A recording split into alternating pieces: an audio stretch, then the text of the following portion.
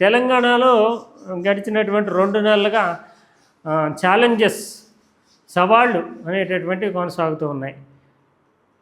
రేవంత్ రెడ్డి, కేటీఆర్, హరీష్ రావు వీళ్ళ ముగ్గురు చాలా తెలివైన వాగ్దాటి కలిగినటువంటి రాజకీయ నాయకులు. వీళ్ళ ముగ్గురు చుట్టూ తెలంగాణ రాజకీయం ఫోకస్ పెరుగుతోంది. ఎందుకంటే హరీష్ రావు అయితే సింగరేణి స్కామ్లు కావచ్చు, ఫ్యూచర్ సిటీ కావచ్చు, ఇలాంటివన్నీ ముందుకు తీసుకొచ్చి చర్చకు పెడుతుంటే, ఇక కేటీఆర్ అయితే రైతు భరోసాలు కానీ, లేదంటే ప్రజలకు సంబంధించిన నిరుద్యోగానికి సంబంధించి కానీ, ఇలాగా లార్జర్ ఇష్యూ అంటే ఫోకస్డ్ కొన్ని ఇష్యూస్ని ఏమో హరీష్ రావు తీసుకుంటే, లార్జర్ చంక్ ఆఫ్ సెక్షన్స్ని అడ్రస్ చేసేటటువంటివి కేటీఆర్ తీసుకుని వీళ్ళిద్దరూ 2 వైపుల నుంచి అటాక్ చేస్తున్నారు. పైపెచ్చు వీళ్ళిద్దరూ కూడా ముఖ్యంగా కార్యకర్తల్ని, పార్టీని సమాయత్తం చేసే పనిలో పడి విస్తృతంగా పర్యటిస్తూ నియోజకవర్గాల స్థాయి సన్నద్ధతను పెంచుతున్నారు బీఆర్ఎస్కి సంబంధించి. మరోవైపు రేవంత్ రెడ్డి చిన్న పెద్ద మీటింగులు పెట్టడం, మీడియా చిట్చాట్లు, వీటితోటి వీళ్ళ మీద విరుచుకుపడుతున్నాడు. ఈ మధ్యకాలంలో వచ్చింది, రండి మనం చర్చిందామని ఇద్దరు అటువైపు నుంచి ఇటువైపు నుంచి వచ్చినటువంటి ఆలోచనలు లేదంటే ఛాలెంజ్ల నేపథ్యంలో ఈ మధ్య రేవంత్ రెడ్డి కూడా, రండి మీ 10 ఏళ్ల పరిపాలన, మా 2.5 పరిపాలన తేల్చుకుందాం, చర్చకు రండి అన్నారు. ఇప్పుడు కేటీఆర్ దానికి స్పందిస్తూ, నేను రెడీ, మీరు రెడీనా, సమయం, తేదీ, స్థలం, టాపిక్ డిసైడ్ చేస్తే చర్చకు సిద్ధం. ఎక్కడైనా సరే, ఏదో సినిమా డైలాగులు ఉంటాయి చూసారా, అలాగా అశోక్ నగర్ చౌరాస్తానా, వరంగల్ చౌరాస్తానా, అసెంబ్లీనా, ప్రెస్ క్లబ్బా, లేదా కొత్తగా 200 కోట్లతో కడుతున్నటువంటి సీఎం ఇంద్రభవనంలో అయినా చర్చకు సరే, ఏ టాపిక్ అయినా సరే, ఏ ప్రాంతం మీరే డిసైడ్ చేయండి, గణాంకాలతో సహా, టెక్నికల్గా వివరాలతో సహా మా 10 ఏళ్ళలో ఏం జరిగింది, మీ కాలంలో ఈ 2.5 ఏళ్ల కాలంలో ఏం జరిగింది అనేది వివరాలతో సహా వెళ్ళనిస్తాను. వివరాల్లో నేను వెనకబడి తప్పు అనుకుంటే కనుక, తప్పు అని ఎవరైనా మధ్యవర్తులను పెట్టుకుంటాం కాబట్టి, తప్పు అని నిరూపణ అయితే కనుక అక్కడి నుంచి అక్కడికక్కడే రాజీనామా చేసి రాజకీయాల నుంచే తప్పుకుంటాను అనేటటువంటిది కేటీఆర్ రేవంత్ రెడ్డికి వేసినటువంటి ఛాలెంజ్.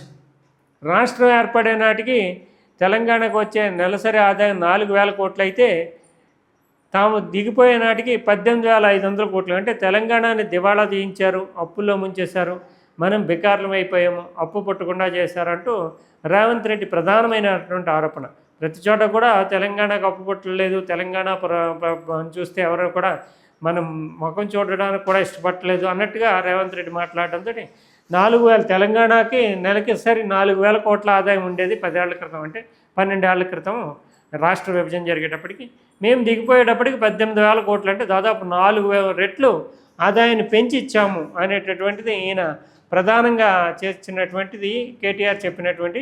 తర్వాత జిఎస్డిపి అంటే గ్రాస్ స్టేట్ డొమెస్టిక్ ప్రొడక్ట్ అనేటటువంటిది రాష్ట్రానికి ఉండేటటువంటి స్థూల ఉత్పత్తి, అంటే ఆదాయం కావచ్చు, రకరకాల సేవలకు సంబంధించి కావచ్చు, ఉత్పత్తులకు సంబంధించి అన్నీ కలిపి 4.5 లక్షల కోట్లు ఉంటే, ఇప్పుడు 15 లక్షల కోట్ల ఉత్పత్తి జరుగుతుందంటే ధాన్యాలు కావచ్చు, ఇండస్ట్రీస్ కావచ్చు, లేదంటే వివిధ రకాలైనటువంటి సర్వీస్ సెక్టర్ కావచ్చు, ఇంతవరకు పెరిగిందంటే తమ కారణమే అని. రైతు బంధు కింద 30,000 కోట్లు, కౌలు రైతులకు 22,000 కోట్లు, ధాన్యానికి బోనస్ 16,000 కోట్లు, కూలీలకు 15,000 కోట్లు ఈ ప్రభుత్వం బకాయి పడింది, మేము వెళ్ళేటప్పటికి అది పరిస్థితి అని చెప్పేసి ఆయన చాలా సీరియస్గానే స్పందించారు. ఇది ఒక రకంగా కేటీఆర్ రేవంత్ రెడ్డికి వేసినటువంటి ఛాలెంజ్. రాజకీయాల నుంచి తప్పుకుంటాను, కానీ మీరు ముందుకు రండి, చర్చకు రండి అనేటటువంటిది.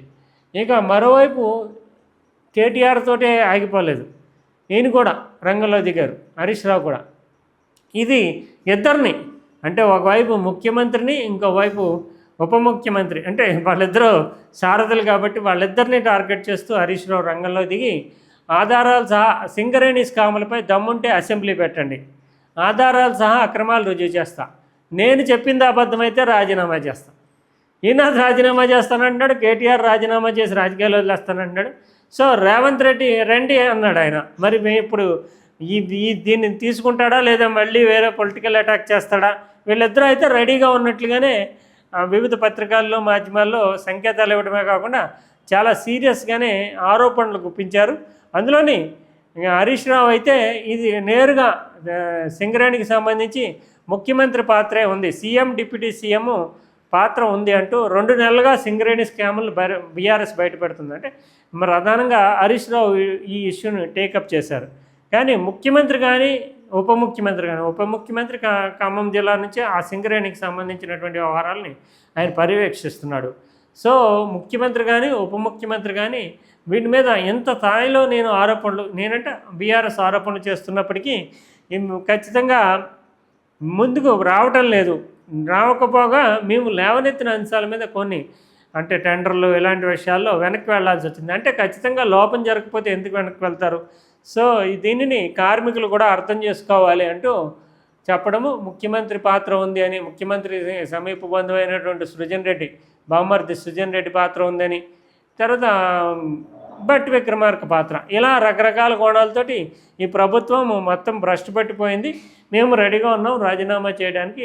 మేము చేస్తున్నటువంటి ఆరోపణలు తప్పని నిరూపించండి, లేదా చర్చకు రండి, చర్చకు వచ్చిన తర్వాత పెద్దలు ఉంటారు కాబట్టి తేల్చుకుందాం. ఇది హరీష్ రావు చేస్తున్నటువంటి వాదన. దీనికి నిజానికి ఇది పొలిటికల్గా ఉండే అంశం కాబట్టి పెద్దగా ఏమి ఉండేటటువంటి ఫోకస్ ఉంటుంది, కానీ ఎక్కువ ముందుకు వచ్చేసి వీళ్ళు చర్చించేటటువంటి అవకాశం ఉండదు. కేవలం ఇవి ప్రజల్ని డైవర్షన్ చేయడానికి అటు ముఖ్యమంత్రి రేవంత్ రెడ్డి ఛాలెంజ్లు, ఇటేమో ప్రజలను ఆకట్టుకోవడానికి ప్రతిపక్షం ఛాలెంజ్లు చేస్తూ ఉంటుంది. ఎవరు కూడా దీనికి ఒక వేదికను ఏర్పాటు చేసుకుని వాస్తవాలు అనేటటువంటివి చెప్పరు. వాళ్ళ కోణంలో వాళ్ళు చెప్తారు మీడియాతోటి, వీళ్ళ కోణంలో వీళ్ళు చెప్తారు.